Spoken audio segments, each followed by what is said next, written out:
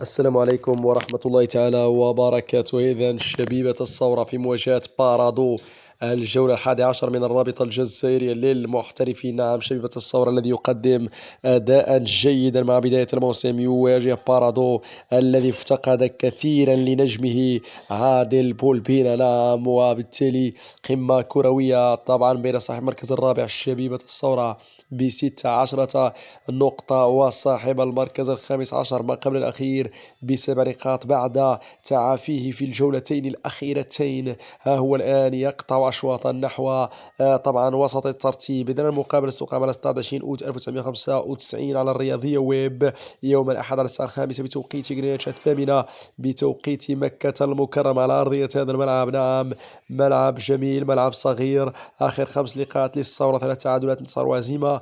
بارادو 3 هزائم وانتصارين متتاليين في آخر جولتين. آخر 4 لقاءات مباشرة بين الفريقين، انتصارين للثورة، انتصار لبارادو وتعادل.